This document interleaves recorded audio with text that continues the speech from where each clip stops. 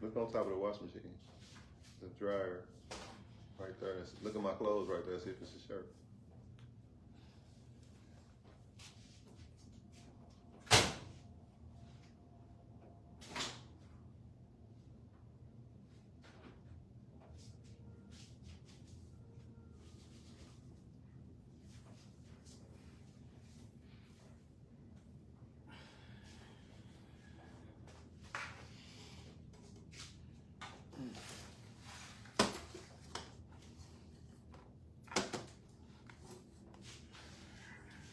Okay, kick it off. Oh. Sit here in silence.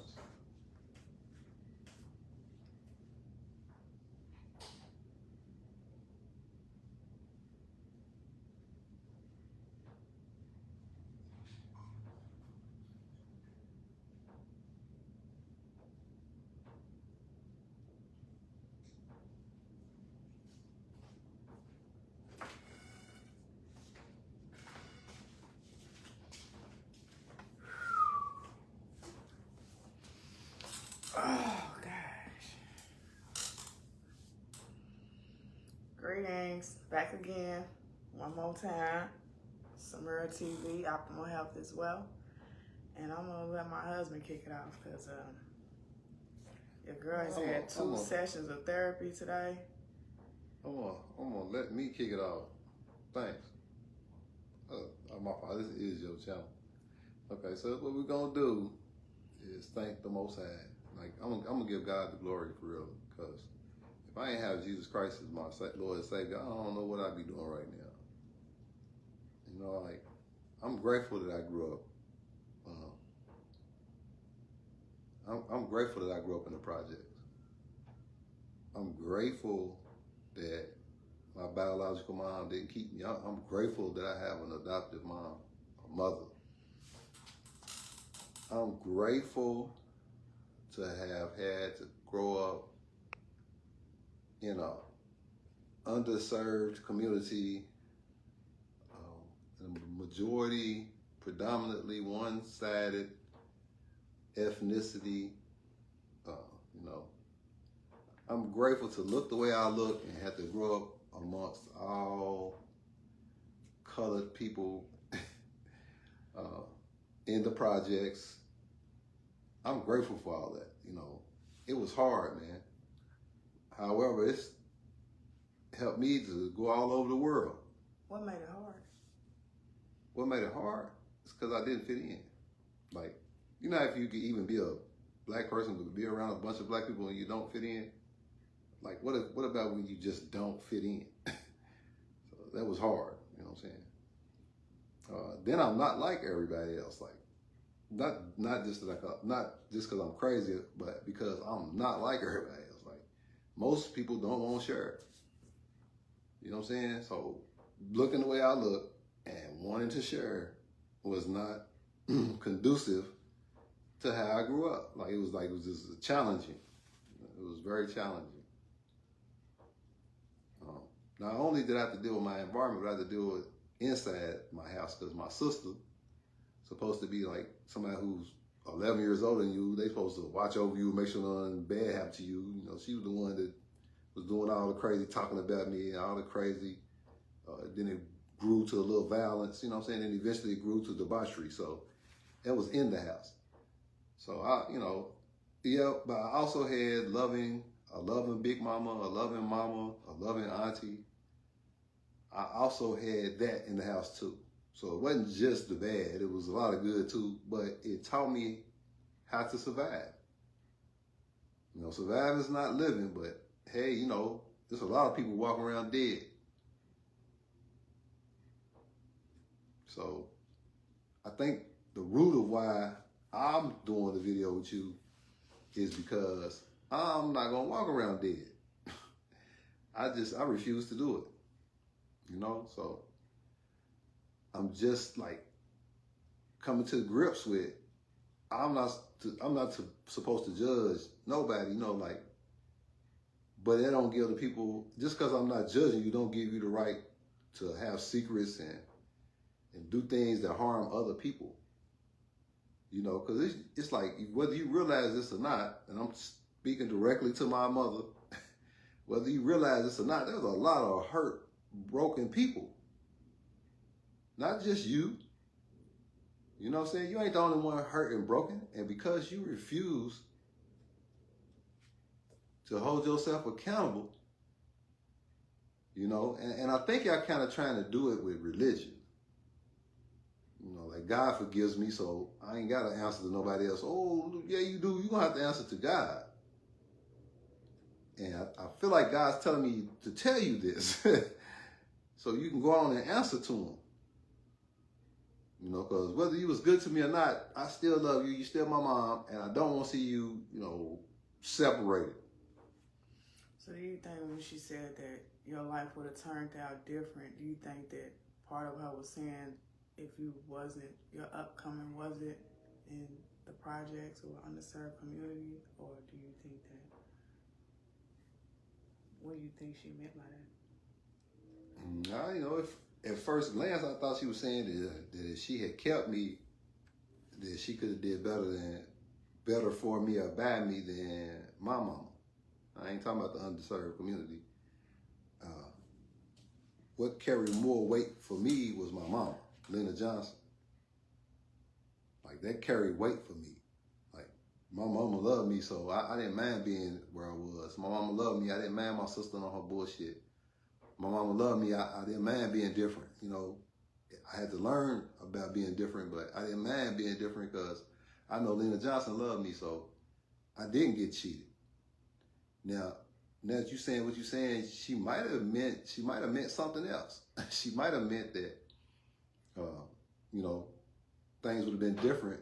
Like, you wouldn't be this strong survivor. You know what I'm saying? If I would have raised you, maybe she meant that. I don't know. But to me, it felt like sarcasm or guilt, remorse, or regret. You know what I'm saying? That's what it sounded like. But truth be told, now I look back on it, it's probably more of I couldn't have raised you. I did no better job than Lena Johnson.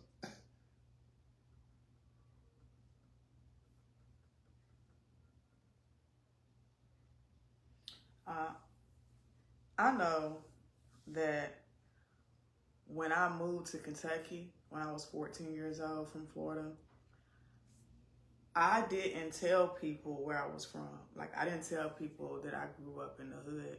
I didn't tell people that I was from the projects or whatever. First of all, growing up, you know, in the 80s, 90s, it wasn't, well, for me personally, I don't think that it was like something to be glorified.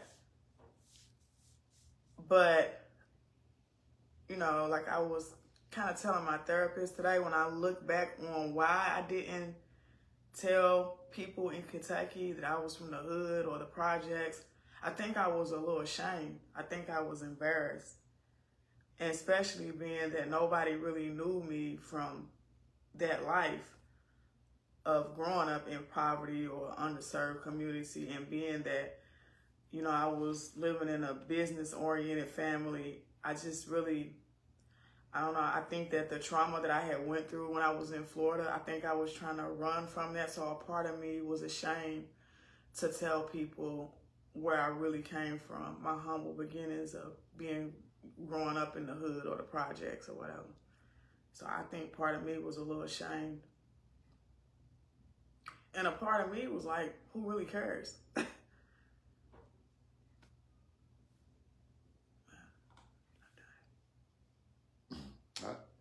You know, to this day, I feel different though. I ain't gonna lie, I've been all over the world. I've been around real wealthy people. I've done a lot, man, but I can't take back what Charlotte Court did for me and what it gave to me. Like, that's me hindsight. Like, you know, from not being known, you know what I mean? And going to a new environment and starting a new life. You know, I don't know if I was like really ashamed or embarrassed. Really, it was just like, for what? Like, I don't know. But I think part of me was a little embarrassed. but I don't know why. I know, because when you talk about your mom and your granny and all that, you know, stuff like that, like, I can see the good times. I can see, like, the substance. See, I got substance then. You know what I'm saying? Like, you know, what people remove away with material things, if you don't, like, that's common sense. If you don't got games to play, like video games to play with your children, 9 times out of 10, y'all gonna be playing board games together. And if y'all didn't have the board games, y'all be making stuff together. You see what I'm saying? Like, technology or the advancement of so-called us as a people in society has really separated our families. Like, Well, the only reason why, you know, I'm able to play cards or, you know, I was able to, like, have that inside of me to buy the Monopoly games and Sorry and all that, because that's how I grew up. Was, you know, not necessarily playing video games, but actually having, like... yeah, we spent time together. And a family, they say a family that prays together stays together. Now, you got to be together to be praying, and that's spending time together. So time is critical. So I've seen where, as we try to live in this society, that society has purposely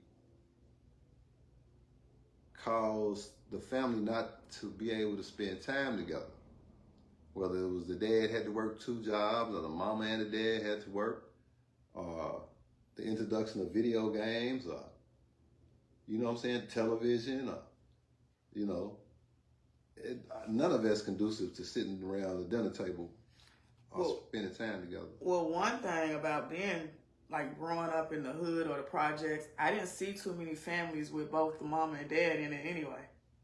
Like, I've seen a lot of situations like mine where it was the grandma or the auntie, or, you know, but I didn't see a lot. I could think of, like, a couple people I know, you know, that grew up with me with both their mom and dad, but I didn't know a lot of people that grew up like that, honestly. Maybe a few.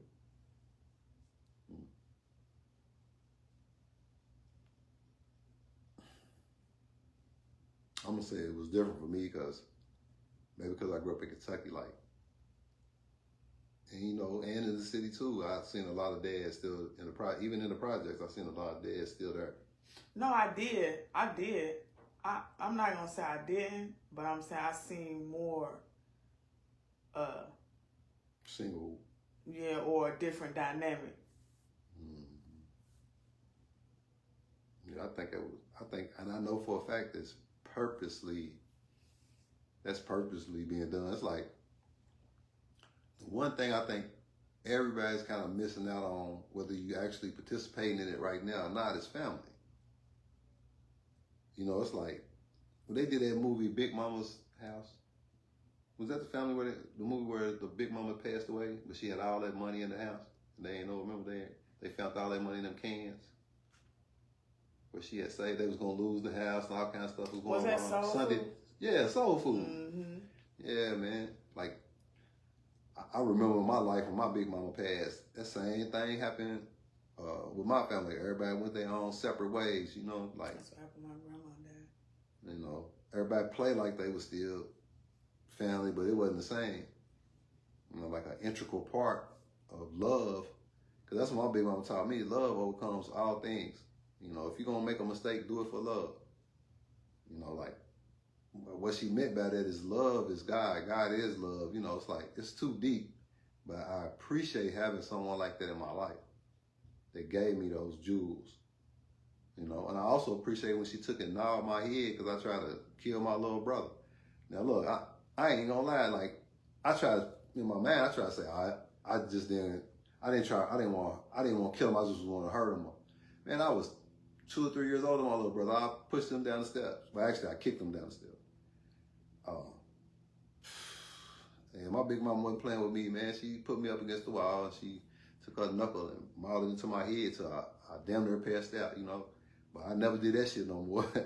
I never did that no more, but, you know, it was like, that was her only child. She was 40. They told her she couldn't even have children. I was an adopted child. a child they saved off the street. You know what I'm saying? But she loved me just as much as she loved Pepper, if not more. Like that's how I felt. So I can't complain about to my biological mama about I didn't get nurtured, because I did. And I also took care of, like protected and took care of, because my mama Linda did that. You know, so it's like when we talk about family and stuff, like I wasn't cheated from that. But the thing is, my mama, like, regardless of what you say about my mama, my mama had enough class and tact and dignity to never tell me nothing about you like that, to knock you, make you look bad, none of that. My mama just told me don't trust you. Well, truth be told, she didn't just tell me don't trust you, she told me don't trust no white people. And it kind of fucked with me because I'm half white, so what you want me to do, not trust half myself? And the reason why I say that is not to disrespect my mom, but to keep it real. My mom couldn't tell me my foundation.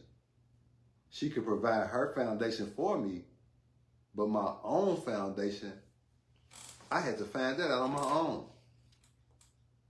You know, like, I know the main reason why you never wanted to meet me is because you never wanted to answer the questions that I would potentially have. And trust me, I had them. So at the age of 19, I had a lot of questions, but you didn't even offer that, the opportunity for me to even ask you no question. You probably would have cried. If I really told you how I felt right there, you'd either had to get up, try to fight me, or cry or something, because you wouldn't want to hurt it. Because I didn't just feel like you abandoned me because you were scary. I felt like you abandoned me because you didn't care. That's like, either one of them I can't get down with. You know, I've been scared to say how I felt on many occasions, but not at my children's expense. You know, if it's about my child, man, we got to leave each other, or I got to get killed or something. I'm not going to do that to my children's expense, man. Hold on to the secret. No, they knew their daddy was crazy from jump. They knew who their daddy was. So my whole problem, like, I'm going to keep it real, is like, you didn't let me know critical information because you didn't want to reveal your harms or hurts or whatnot, you know, and I feel for you there, but you can't hold on to that. You have to let that go. You got to tell the truth. Because I'm getting phone calls from family members, cousins, nieces, you know what I'm saying? And they pretty much going through the same thing I'm going through. So we ain't going to point the finger at you, try to make you feel bad while you in your 77 twilight, while you in the twilight of your life. But that's awfully selfish to go 77 years and then me and Brandy's crazy, or me and everybody else, something's wrong with all the rest of us. You could go to your grave like that. You could die knowing that you just left all the rest of us all messed up, all shook up, all confused, because we don't know the truth. When we already know the truth, whether you know it or not, we already know the truth. You know, because you keep talking about God, but I think we really serve him because God's showing us, giving us the ears that can hear and the eyes that can see. And we already know the truth. The sad part is you willing to hold on to it till you die, like you don't want to talk to your son. And now y'all done cut my niece off. No, that's not going to work. It's not going to fly. Because she won't do what? Because I won't do what? And you trying to say it's because we don't want to serve the same God you serve. You know what I'm saying? And keeping it all the way real, that ain't what's up.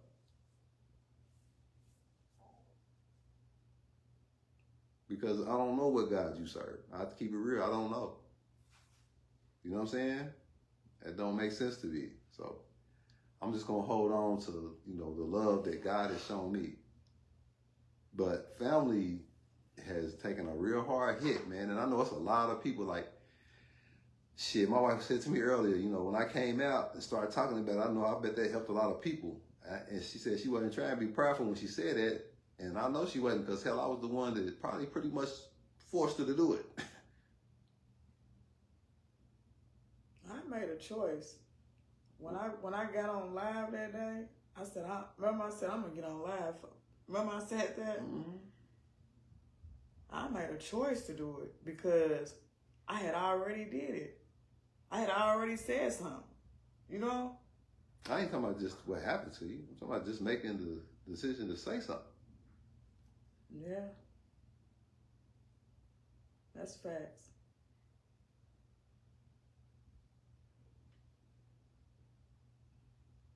I just I never wanted to be looked at like a victim. Especially because I was left in confusion because I said something about what happened to me. So it wasn't like I was trying to go along with the go along. And, you know, I don't know. That's an interesting place to be in. So, but I never wanted to be a victim, and I always wanted to be seen as a person that had it together, despite what I went through. And, but that only takes you so far, especially when you will to be righteous and want to do the right thing. It's one thing to want to do the right thing, and then it's another thing to, you know, like what I was saying on the phone today, is not caring. You know what I mean? Like, not wanting to do the right thing.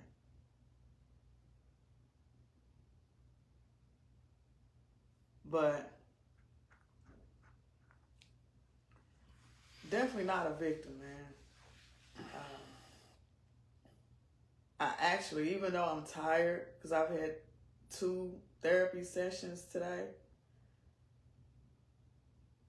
and believe it or not, to anybody who is on the healing journey or is thinking about healing or getting therapy or breaking generational curses, shit, I think it might be more challenging to actually walk those steps, because you have to relive it. Not like physically relive it, but mentally, there's some work that's been going on. I can't really explain it. I just know how I feel. And before I feel better, like, I have to like meditate on, you know, what was said and how I felt. And it's just a lot of feelings you have to unpack. So it is hard. I'm not justifying it. I'm just saying it's a hard thing to do, to be active in your healing. No, I'm listening to you. No, it's challenging. So I could see why somebody wouldn't want to put in the necessary work. But I'm gonna see it like this though. I'm gonna keep it real. It's harder to play a role than it is to just be you. If you haven't just accepted the fact of what it is and being real about it, I feel for you. Because it might be hard doing this, but it's 10 times hard playing a role. no, I'm saying it's challenging, but like you said, anything that's worth keeping or having is challenging. That's life. So I'm saying, don't give up on the healing process, because you have to unpack emotions. That's the same thing your mama probably don't want to do. She don't want to relive those moments and those. It takes a lot of courage to do it. Man, that's all I'm saying. So no, I'm not a victim. I'm victorious. I ain't never had no problem feeling like no victim. I felt dirty. I did. I felt unsafe, unprotected. I felt unworthy. I felt dirty and unworthy. And it had nothing to do with you or giving me up. Maybe a little bit, but mostly it had to do with what happened between me and my sister. And I can definitely relate to the unworthiness. Because you do feel unworthy.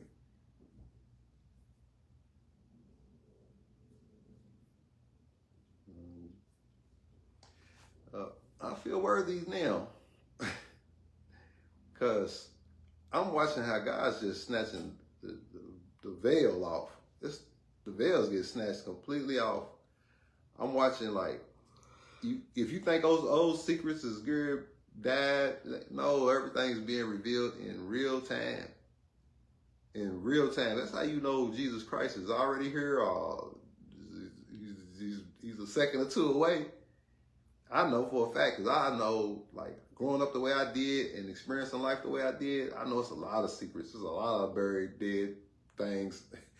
But everything's coming to the light now. Everything. You know what I'm saying? And I'm not even worried, because if my shit comes to the light, let it come to the light. God already showed me if I be virtuous and live righteous, I ain't got nothing to worry about. So I'm going to keep it real. I'm watching in real time how the veil's getting lifted. And it's a lot of people, I'm going to speak for myself. It's a lot of people been pointing the finger at me. Family, maybe not family, whatever. It's a lot of people been pointing the finger at me. Now, I sure hate for your finger to get broke. It ain't going to be me breaking your finger. You see what I'm saying? It's going to be you breaking your own finger. Because it's easy to point the finger at somebody who lives their life wide open.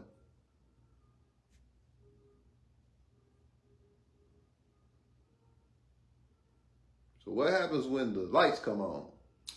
Generational curses get broken. Listen, I used to always see people like write, hashtag generational curse breaker and all this kind of stuff. But I never really understood what that truly meant until we started breaking generational curses. And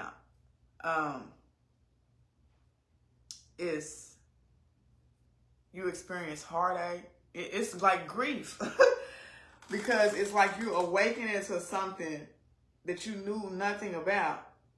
And then it's like you fighting against being ostracized. You're fighting against being, like the finger pointing and this and, this narrative that's been put out there.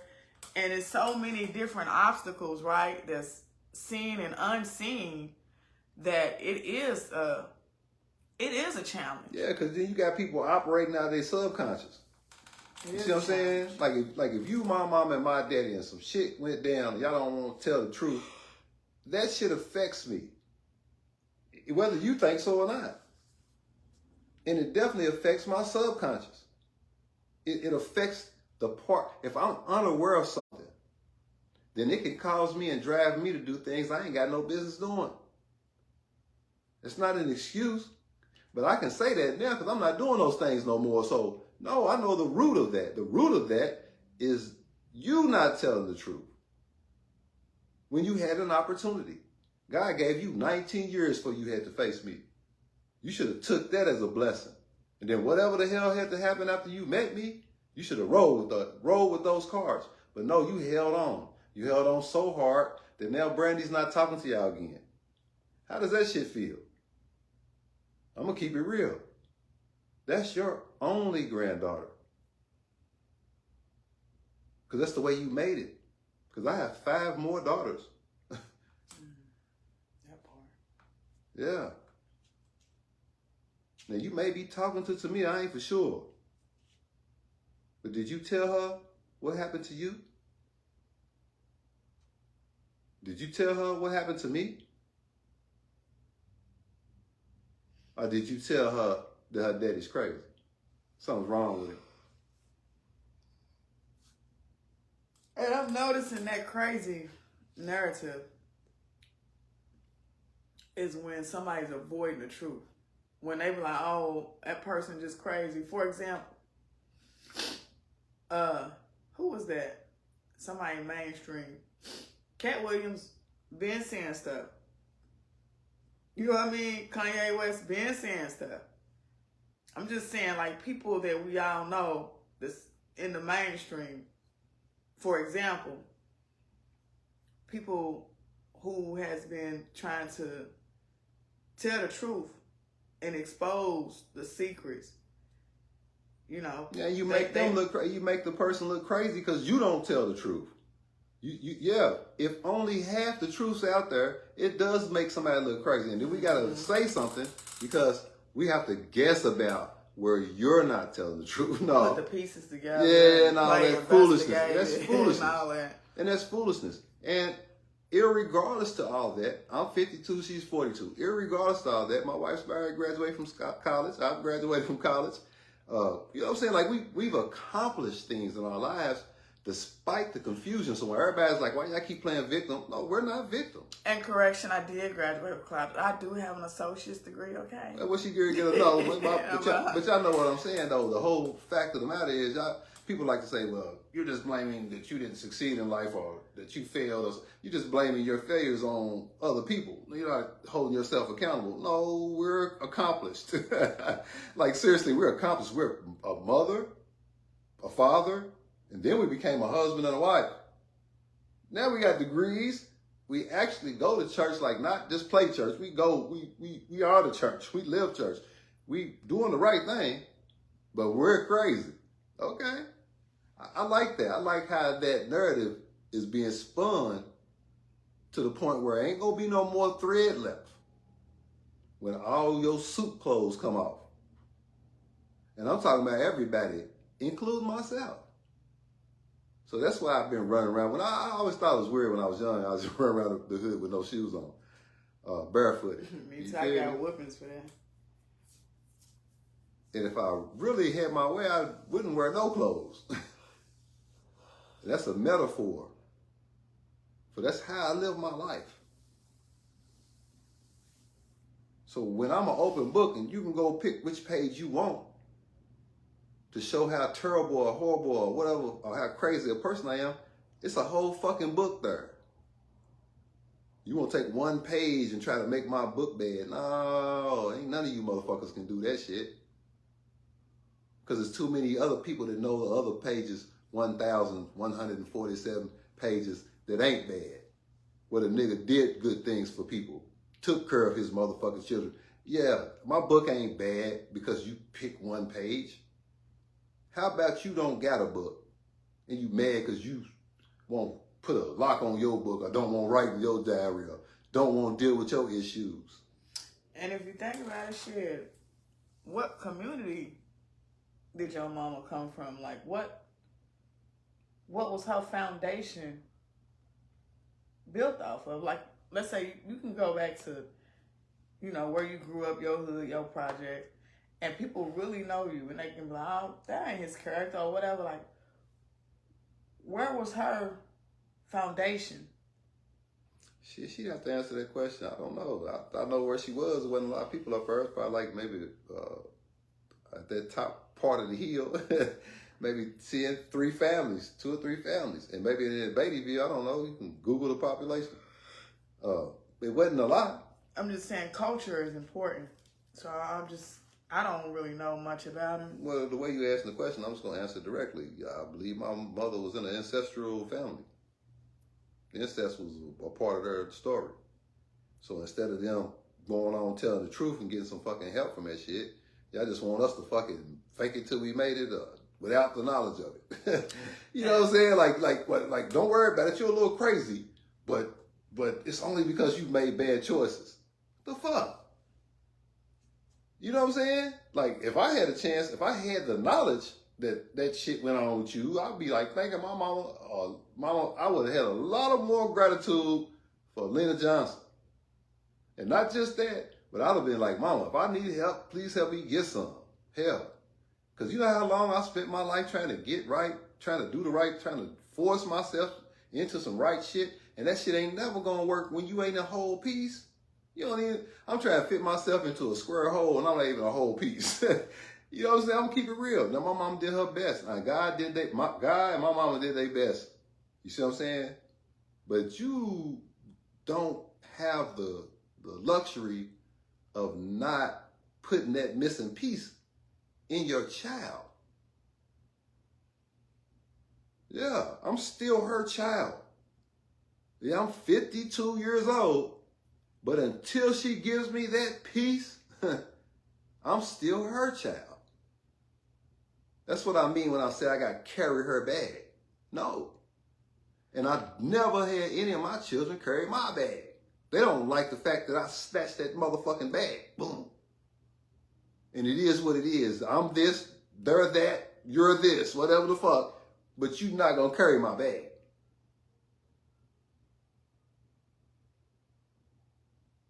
So I can't relate to you there. You know what I'm saying? That's the part where I know I don't have to be like you. Because I can't even relate to that. Well, the fact that you never, like, you know, you claim all your children, took care of them to the best of your ability, that makes you different. Anyway, somebody was right about that, though. Yeah, but you are, irregardless of what she's cold, my daughter seems to think that her grandma was cold-hearted. Mm-hmm. But irregardless of that, you know what I'm saying, you still could do something different today. You holding on to the past is not going to help us. Because the past got a hold on you. Then you trying to control everybody around you with a purse string. You know, interestingly enough, if you really want to know the truth, you ain't had nowhere near as much money as I've had. Not even close. You worked a job for a living. Like you had a great career. You had a great, salary base, probably making about $200,000 a year. But all the job workers. But I could make that. But I could make that shit in a month. The legitimate job. You see what I'm saying? I could make that in a month. If it wasn't for Lena Johnson, I would have been dead or doing a long time in prison. I'm gonna tell you something. I faked my mama's signature. Down there, got to play professional baseball. My mama was like, ain't gonna be none of that. I love you. You with $1 million? No. No, that's not. You're not gonna be satisfied with that. Your ass gonna try to invest that into the game. I know my son. So when she fucked all that up for me, that's what I was thinking in my mind. When she fucked all that up for all of us, hell, I could have took care of you, Barbara and Tanya. Shit, with that kind of money, legal money anyway. You know what I'm saying? When she said no, I thought, damn, mama, you fucking everything up. But no, she loved me and she cared about me. So I never could fucking feel like that just because you didn't raise me, that God punished, I was punished. No, man. Lena Johnson loved me. She loved me enough to tell me no. So whether you think she was good for me or bad for me, that's irrelevant. You know what I'm saying? I think God knew more than you and she knew. And that's where I'm really coming with. I'm really telling my cousin and my niece and everybody, if Lena Johnson didn't give me nothing, she told me that Jesus Christ is your Lord and Savior. She ain't talking about religion. She was talking about relationship. Because hell, I don't know what my mama's been through. You know what I'm saying? But I know she wasn't going to take no shit from nobody. So that's why you ran from meeting me. For one, you was probably a little concerned about my mom. But for number two, she raised me, and I'm like you. So that was a horrible. You was fucking probably terrified to meet me. I would keep it real. I'm like you, but my mama raised me. I'd be terrified. I'd be intimidated to meet me too. Because I ain't scared of you or to ask you the question. And when I asked you who my daddy was, you play like you ain't hear what I said at first. Yours went by before I asked your ass again. I ain't gonna keep playing with you. You see what I'm saying? Like everybody else done told me everything. Like everybody. Shalon done told me what she knew, and she was right there. You took her dad from her mom, so trust me, I know she knew. Shalon told me everything she knows. Are you ashamed because you was diddy bopping? You know what I'm saying? That don't make sense. And see how you ain't brave enough, to say it, just keep it real. You was molested or raped, maybe potentially by your own dad. You know what I'm saying? And if you had told my mama that, you feel me? You know what I'm saying? Like, she probably was like, oh, okay. And you pregnant by Lynn Brown. Bitch, give me that baby so he'll have a chance. We're going to keep it real. So I don't know what you meant when you said, that if you would have raised me, it would have turned out better. It would have been turned out different. That's how you said it. Yeah, but I'm gonna keep it real with you. If Linda didn't raise me and you raised me, you might not have made it. Cause if you fuck with me like you do with my sister, I damn sure would have killed you. Cause I ain't weak like that. I'm not weak like that. Tanya, I love you, but I'm sorry, you're weak. You ain't no way you got the Holy Spirit in you. You're weak. It was given, get out. Yeah, you're weak. Because there's no way that a mama could stop me from talking to my sister or my brother. And for sure, my own child, ain't no fucking way.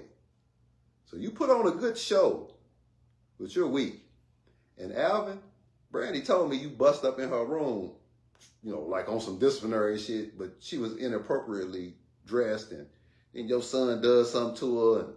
And, I'm saying, like, we're going to keep it real, bro. I ain't really happy with none of y'all. So I'm going to say like this, in the name of Jesus Christ, I hope y'all ain't messing with Shalea's head or trying to control her. Because I told my little cousin today, after she told me some shit, that I wasn't going to act out. She told me don't sin because other people have sinned. Let God deal with them. But I'm going to tell you something. I'm going to tell all y'all something who's listening. God uses motherfuckers like me. He does. He uses me to get you motherfuckers. He does. So if I was y'all, I'd be fucking coming clean. Not because you're afraid of me, but because you better be afraid of God. And while you think you safe and everybody's saying, okay, Tim, don't do nothing to nobody, it's going to come a day where God's going to be like, okay. Yeah, and it ain't going to be me leaning on my own understanding. So if y'all think I'm crazy now, just wait till the day of God's vengeance and wrath. Because I definitely work for him. And I hope you think I'm talking crazy, but I hope you listening. Because if anything's going on with the next generation, I'm a generational curse breaker. So if anything's going on with the next generation, and I know it is because shit's still funny. And baby girl, you know I love you. If you need me, all you got to do is some kind of way get in contact with your uncle. I'm right down the street. So what we ain't going to do is keep playing. I'm not ashamed. I ain't got no shame in me. The shit I've done in my life, only thing I ain't never done was shot up dope and been gay. I've pretty much done it all. So it ain't too much you gonna do to scare me or intimidate me or frighten me. Ain't too much you could do. My shamefulness was teenage shamefulness. When I look back on my life, you know what I mean? And even when I was in it, shit, I didn't know we was as bad off. You know what I mean? As far as the finances are concerned. Because it was love in the house. No matter what. And I'm grateful for my grandma, Annie Pearl Johnson Harris. And for Darlene B. Harris Hall. You know what I mean? Grateful. And wouldn't trade it. Would go back and do the same thing. Because it was love there. I know it was. I felt it. Mm-hmm. It was just that I was with these new people, and it was just a different life for me. Part of me was a little ashamed because shit, I wore hand-me-downs and some of the material things that I wanted to have access to, I didn't. But man, I'm grateful. And I had a happy childhood despite what the devil tried to do. So no, that was temporary. Yeah, I had a happy childhood too. Because here I am, now things are different. Now we got a vehicle. Went from not having a vehicle to having one. From not even knowing what business really was to having one. So a lot of things had changed in my life. From damn near being deemed slow to now I'm in AP classes. So I was trying to establish myself and work on my confidence. But don't get it twisted. I'm a proud, grateful hood baby, if that's what you want to call it.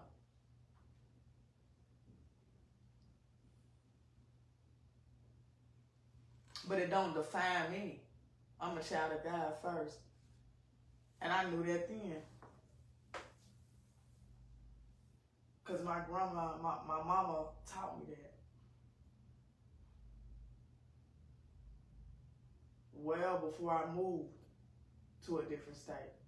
And I'm thankful they did. Because if I had not had those principles instilled in me, who would I be?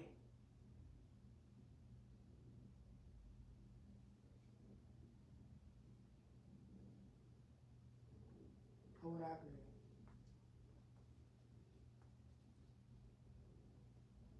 Well, I know who I am. I'm standing in God, what? Because I'm telling you, it's almost like, yeah, everybody's in the pool with me now. Like, it was like a pool. It was like a swimming pool, like the segregated pool.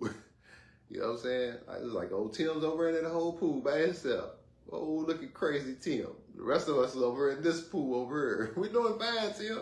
How does it feel to be in crazy pool? I mean, I was walking with my friend downtown. People thought I was out my damn mind. Boy, I'm gonna tell you the truth, man. Everybody is trying to get into the swimming pool where I'm at. Trying to do something different and break generational curses. That's the first thing they say.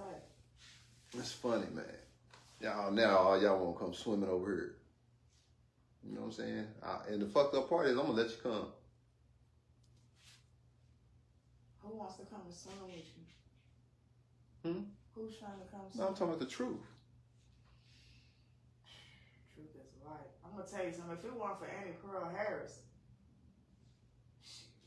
where would I be with the truth? I'm just saying. Truthfully, if it weren't for your big mama and Miss Lena, where would you be, man? I'm just saying though. Like, that's a serious question, because that's what Miss Barbara said. If things had been different, if you would have grown up under her care. Because it would have been under her care. I'd have killed her. Just the way I'm cut. Yeah. Well, all right. Just unwise. Well, you asked the question. That's all. I'm saying it on live because I'm not going to act on it. I said unalive. Oh, yeah, unalive. I would have unalived her.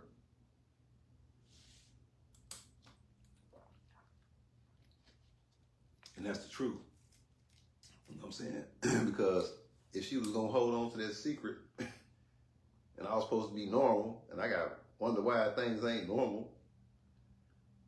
I got wonder why I think the way I think.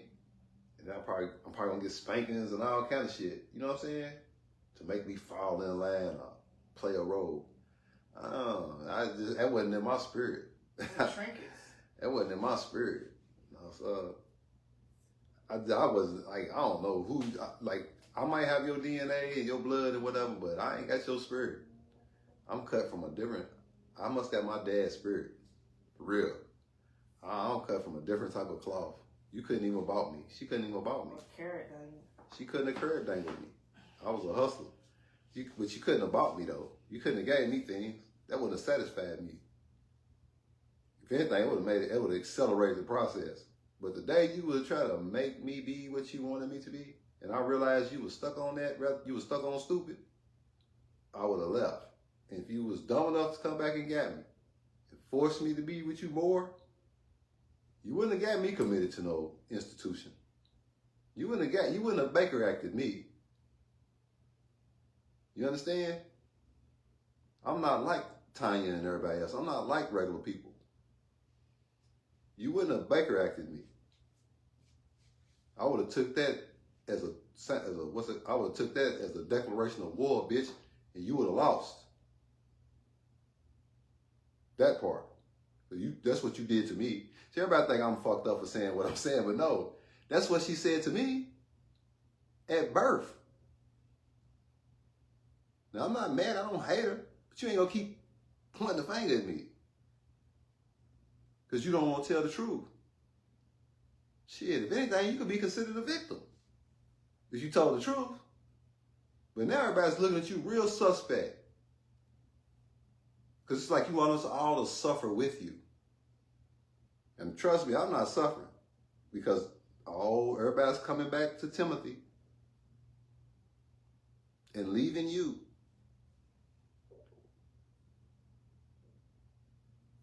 You drug this out for 77 years. I think that's long enough, man.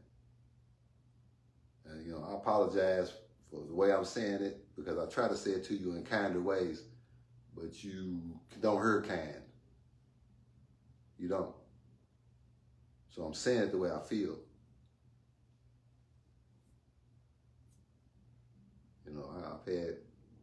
I know y'all seeing these videos, but I know you are, and I want you to, and it's not to hurt you. It's really to help you because it's not too late for you to get saved. So let's pray for him. Yeah, go ahead. If you don't mind, husband, please. Okay. Well, I come to you right now in the name of Jesus Christ, Creator. Thank you for your Son. Thank you for the gift of the Holy Spirit. And right now we ask that the Holy Spirit move. You touch their hearts. You give them the courage to do what's right. You remove the generational curses that's blocking the love that you have for these individual people. And I ain't just talking about my family, I'm talking about everybody, because I don't even just care about my own. So Lord, we ask you as intimately as we know how, knowing that we're two or more gathered and we stand in agreement, that you will make it happen. So we asking for soul salvation and curse breaking. And let your will be done, Lord. In Jesus Christ's name. Salah.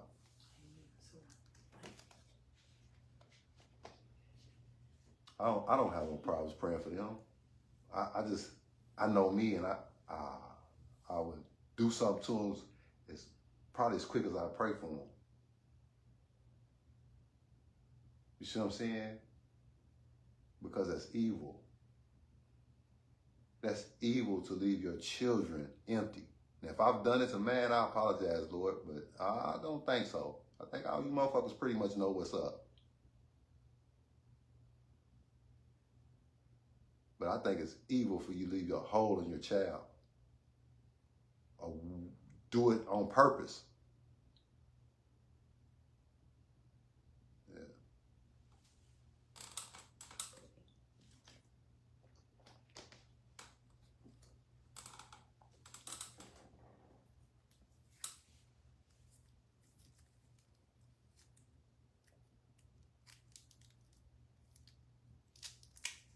Any more questions?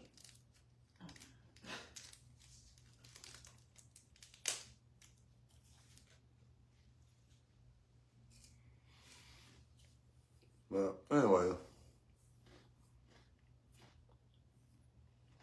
I have like, if you ever know how life really works, you can get a wound, and if you don't take care of that wound, if all you do is put a Band-Aid over top of it, it festers into dis-ease. Dis-ease of the mind, of the body, of the spirit, not just the flesh. So when you've been wounded, man, you might want to try to get some help. Like whether it's a therapist or a body of people that a support network or whatever, but you might want to try to get some help though. AA, shout out to AA. They do exist in our community. Yeah. Well, we love you guys, much love. I ain't gonna speak for my wife, she might want to say some more, but I done said enough because like, I'm gonna let the rest of y'all tell your own stories, because you got me saying it for you. But God don't mind me doing that. Yeah, but I'm gonna tell them like I would tell any little girl, including my daughters. You gotta save yourself. And you gotta ask for help. Yeah, but you have to save yourself. And you do that by asking for help. Yeah, so you pour into yourself. And if you need to, you ask for help. You told me I could say the last words. Please let me say them. Well, give me a kiss. Lord. I'm combative. Just listen to what I'm saying. ask for help.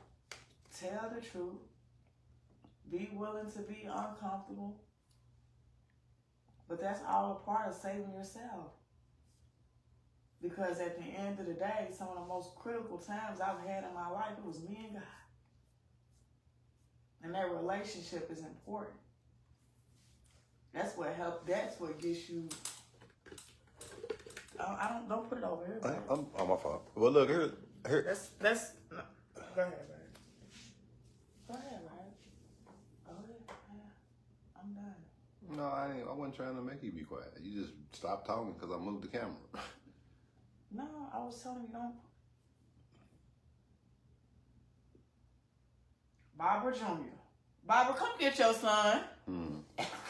On that note, optimal health is well. No, bitch, you better stay down there in Coconut Creek tonight. Peace.